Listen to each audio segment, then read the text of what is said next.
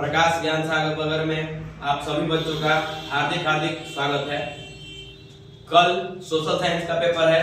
चलिए social science के paper में आने वाले सभी महत्वपूर्ण क्वेश्चन का हम लोग रिवीजन करेंगे। सबसे पहला जो बुक है अर्थशास्त्र, इसमें का जो वीवीआई क्वेश्चन है इस वीडियो में बनाया जा रहा है। वीडियो को बहुत सारा प्यार दें, लाइक सब्सक्राइब करें। चलिए हम लोग पहला क्वेश्चन देखते हैं। अर्थव्यवस्था कितने प्रकार की होती है? तो अर्थव्यवस्था 3 प्रकार की होती है। अर्थव्यवस्था 3 प्रकार की होती है, जिसमें सबसे पहला होता है पूंजीवादी, दूसरा का समाजवादी और तीसरा का मिश्रित। आपसे पूछा जाए कि पूंजीवादी किस किस देश में है? अमेरिका में है, इंग्लैंड में है।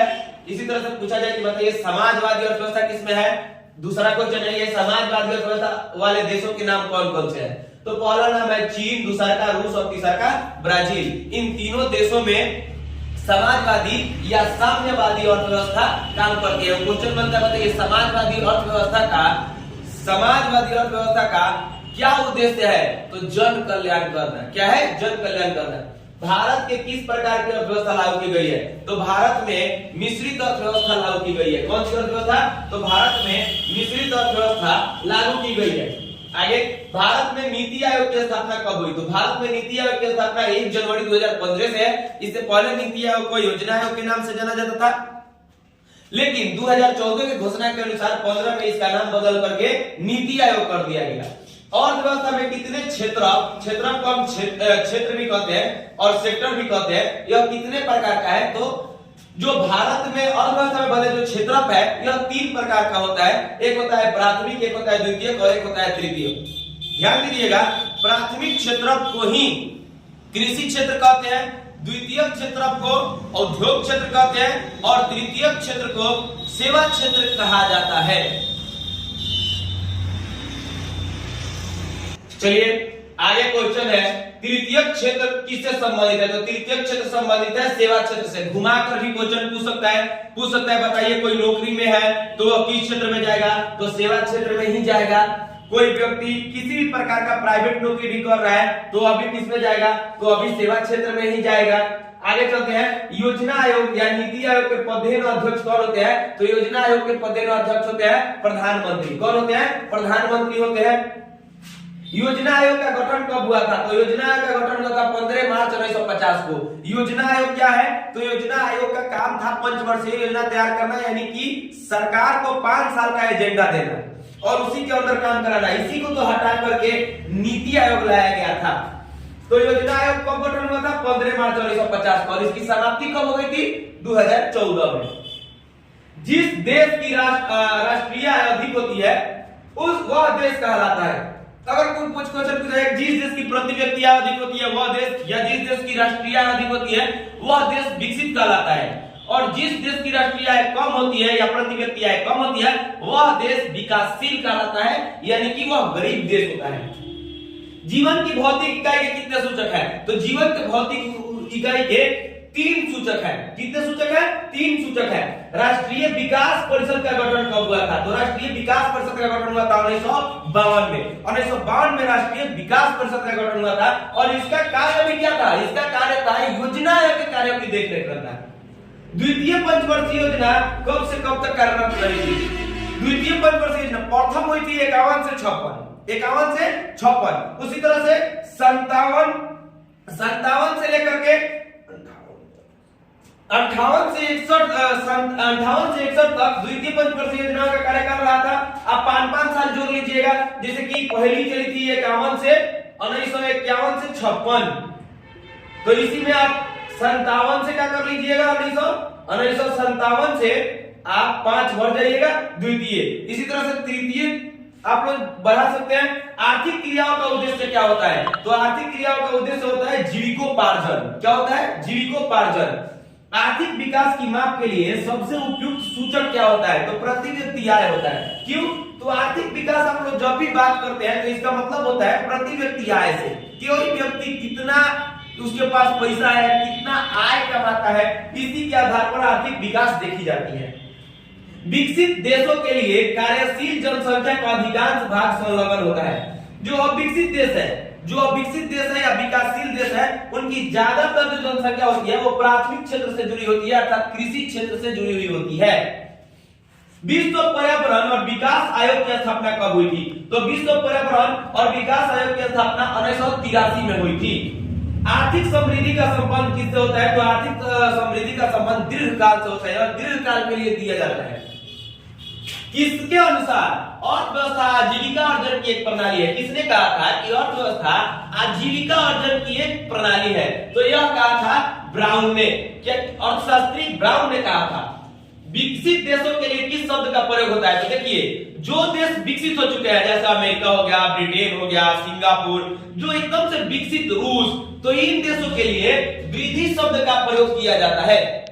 और जो देश विकासशील या गरीब है उनके लिए विकास शब्द का प्रयोग किया जाता है। विकास गरीब या विकासशील देशों के लिए, वृद्धि अमीर या विकसित देशों के लिए प्रयोग किया जाता है। तो भारत के लिए कौन सा शब्द प्रयोग किया जाएगा? विकास शब्द का प्रयोग किया जाएगा। और इसे उर्सुला हिक्स और doctor bright, professor Ursula Hicks और डॉक्टर ब्राइट ने बताया था कि गरीब देशों के लिए विकास शब्द का प्रयोग, जबकि अमीर देशों के लिए वृद्धि शब्द का प्रयोग किया जाएगा। अगर आपसे सब्जेक्टिव में भी है तो इसको लिख दीजिएगा। पंचवर्षीय योजना बनाने का कार्य कौन करता है? तो पंचवर्षीय योजना बनाने का कार्य योजना आयोग करता है। और पंचवर्षीय योजना 5 वर्षों के लिए बनाई जाती थी, इसीलिए इसका नाम पड़ा था पंचवर्षीय योजना। चलिए अब हम लोग देखेंगे प्रति व्यक्ति आय निकालने का सूत्र क्या होता है? तो देख बाबू, जनसंख्या ही आय कमाती है, यानी कि पैसा ज्यादा होगा, व्यक्ति की संख्या कम होगी। एक आदमी के पास बहुत ज्यादा पैसा हो सकता है, यानी पैसों की संख्या क्या है? ज्यादा, और व्यक्ति की संख्या क्या है? कम। तो जो ज्यादा चीज है उसको ऊपर रख दीजिए, यानी कि कुल आय जो रुपया है उसको ऊपर रखिए, बाटा में कुल जनसंख्या नीचे, पैसा ऊपर, यानी कि कुल आय बटा कुल जनसंख्या, कुल अर्जित आय बटा कुल जनसंख्या, यही सूत्र होता है प्रति व्यक्ति आय का। मानव विकास सूचकांक जिसको HDI कहते हैं, ह्यूमन डेवलपमेंट इंडेक्स, इसके जन्मदाता कौन है? तो इसके जन्मदाता है महबूब उल हक, और महबूब उल हक पाकिस्तानी अर्थशास्त्री हैं। मानव विकास सूचकांक कितने अंकों के बीच काम करता है? तो 0 से 1 के बीच ये काम करता है। संपूर्ण क्रांति का नारा किसने दिया था? तो संपूर्ण क्रांति का नारा जयप्रकाश नारायण ने दिया था। अच्छा, और कुछ पूछ सकते हैं आप लोगों से, HDI का प्रकाशन कौन करता है? तो HDI का प्रकाशन करता है UNDP संस्था करता है। ये भी क्वेश्चन बहुत ही इंपॉर्टेंट है, आपको याद रखिएगा।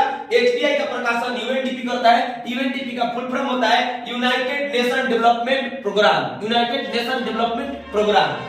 आगे, संपूर्ण क्रांति का नारा जयप्रकाश नारायण ने दिया था। बिहार के विकास के बिना भारत का विकास संभव नहीं है, यह किसने कहा था? तो यह कहा था हमारे भूतपूर्व राष्ट्रपति APJ Abdul Kalam. Missile man ने कहा था कि बिहार के विकास के बिना भारत का विकास संभव नहीं है। नरेगा का फुल फॉर्म क्या होता है? तो नरेगा का फुल फॉर्म होता है national rural employment guarantee act. इसको भी आप लोग को याद रखना है। नरेगा में 100 दिनों का काम दिया जाता है। कम से कम कितना दिन का? कम से कम 100 दिन का काम दिया जाता है। 2006 में इसे नरेगा के नाम से और 2009 में इसे मनरेगा के नाम से जाना जाने लगा है। अभी वर्तमान में इसको मनरेगा कहते हैं। इस सब भी आप लोग याद रखिएगा। भारत के आर्थिक विकास का श्रेय किसे दिया जाता है? तो भारत के आर्थिक विकास का श्रेय दिया जाता है आर्थिक नियोजन को। भारत का वित्तीय वर्ष कब से कब तक शुरू होता है? तो भारत का वित्तीय वर्ष 1 अप्रैल से 31 मार्च तक कार्य करता है। कहिएगा उल्टा है? तो हाँ, इसको पढ़ने में उल्टा लगता है, लेकिन असल में है नहीं। 2024 के अप्रैल से लेकर के 2025 के मार्च तक का जो अवधि होगा, 31 मार्च तक का, इसको लिया जाता है वित्तीय वर्ष में। यानी इस साल के अप्रैल से लेकर 1 अप्रैल के उस वर्ष के 31 मार्च तक लिया जाता है। इसलिए पढ़ने में उल्टा लगता है, लेकिन समझिएगा तो क्या है, सीधा है। राष्ट्रीय आय गणना की कितनी विधियां है? तो राष्ट्रीय आय गणना की 3 गो विधि है। आय गणना विधि, व्यय गणना विधि, व्यवसायिक गणना विधि। इन 3 विधियों के द्वारा राष्ट्रीय आय निकाली जाती है। बिहार के किस जिले की प्रति व्यक्ति आय सबसे कम और सबसे ज्यादा है? तो सबसे कम बिहार के शिवहर जिले की प्रति व्यक्ति आय है, सबसे कम। और सबसे ज्यादा पूछा जाएगा तो पटना वह जिला है जिसकी सबसे ज्यादा प्रति व्यक्ति आय है। तो याद रखिएगा सबसे कम शिवहर और सबसे ज्यादा पटना। दादा भाई नौरोजी ने सर्वप्रथम राष्ट्रीय आय का अनुमान कब लगाया था? तो इन्होंने लगाया था 1868 में। बताया था कि 20 रुपए प्रति वर्ष एक व्यक्ति की प्रति व्यक्ति आय है, अर्थात कितने रुपए? 20 रुपए। अगर पूछा जाए प्रति व्यक्ति, दादा भाई नौरोजी के अनुसार प्रति व्यक्ति आय कितनी थी? तो 20 रुपए थी। C बराबर Y बराबर C प्लस I फॉर्मूला किसका है? तो यह केन्स महोदय का है। प्रोफेसर केन्स ने कहा था Y बराबर C प्लस I।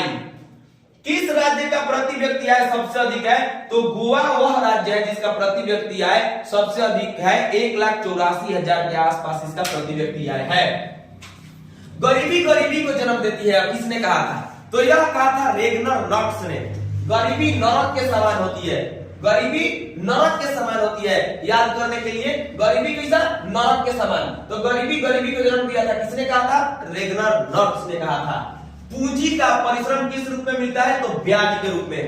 देखिए हम लोग मेहनत करते हैं तो यह हमको पैसा जिस रूप में मिलता है यही पूछ रहा है। तो मजदूर को श्रम को मजदूरी के रूप में, श्रम को मजदूरी के रूप में, उसी तरह से पूंजी का परिश्रम क्या मिलता है? ब्याज मिलता है।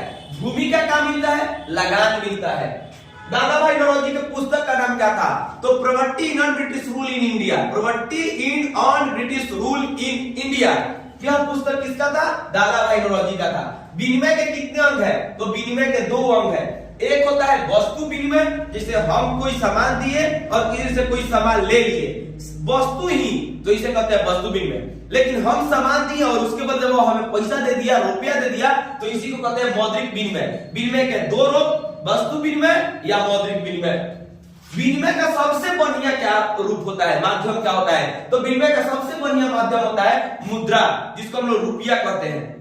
सबसे बढ़िया माध्यम है। आपको कोई वस्तु खरीदना है, सबका दाम निश्चित होता है, आप उतना देके ले सकते हैं। तो सबसे बढ़िया क्या होता है? मुद्रा होता है। डेबिट कार्ड, क्रेडिट कार्ड और एटीएम, ऑटोमेटिक टेलर मशीन, इसका फुल फॉर्म याद रखिएगा, automatic teller machine. Credit card, debit card तथा एटीएम किस प्रकार की मुद्रा है? तो आप लोग देखे होंगे ये प्लास्टिक का बना होता है, अर्थात यह प्लास्टिक मुद्रा है। मुद्रा के कितने कार्य हैं? तो मुद्रा के 4 कार्य हैं। मुद्रा के हैं 4 कार्य महान: माध्यम, मापन, संचय, भुगतान। यह एक प्रकार का शायरी है जिसके तरीका से आप लोग क्या रख सकते हैं? याद रख सकते हैं। मुद्रा के हैं 4 कार्य महान: माध्यम, मापन, संचय, भुगतान। आगे 1 रुपए का नोट कौन जारी करता है? तो 1 रुपए का नोट जारी करता है केंद्रीय सरकार। केंद्रीय सरकार 1 रुपए के नोट को क्या करता है? जारी करता है। मुद्रा वह धुरी है जिसके चारों तरफ अर्थव्यवस्था चक्कर लगाती है, यह कहा था क्राउथर महोदय ने। उसी तरह से मुद्रा की वैधानिक परिभाषा किसने दी थी? तो मुद्रा की वैधानिक परिभाषा दी थी प्रोफेसर नैप ने। याद रखिएगा, मुद्रा वह धुरी है जिसके चारों तरफ अर्थव्यवस्था करता है, क्राउथर। और मुद्रा की वैधानिक परिभाषा किसने दी थी? नैप ने। यह क्वेश्चन ज्यादा भी है इससे। धातु मुद्रा के रूप में किसका प्रयोग किया गया था? तो पुराने जमाने में जब धातु की मुद्राएं चलती थी तो सबसे ज्यादा सोना और चांदी का प्रयोग किया गया था। मुद्रा से किसको लाभ हुआ? तो देखिए, मुद्रा से बेचने वाले को भी फायदा है और खरीदने वाले को भी फायदा है। हम बेच रहे हैं तो हमारा दाम निश्चित है कि कितना रुपया हमको लेना है, वो खरीद रहा है तो उसको भी दाम निश्चित है कितना रुपया देना है। यानी कि उत्पादक को भी हुआ और उपभोक्ता दोनों को इससे लाभ हुआ है। पूंजी का निर्माण होता है। देखिए, पूंजी का निर्माण कब होगा? लोग कहते हैं ना पैसा बचाइए तभी तो आप अमीर होइएगा। तो बचत से पैसा बचाइए, पूंजी का निर्माण होगा। बचत ज्ञात करने का सूत्र क्या है? तो बचत ज्ञात करने का एक ही सूत्र होता है, जितना कमाए हैं उसमें से जो खर्चा किया है इसको घटा दीजिए। यानी कि आय माइनस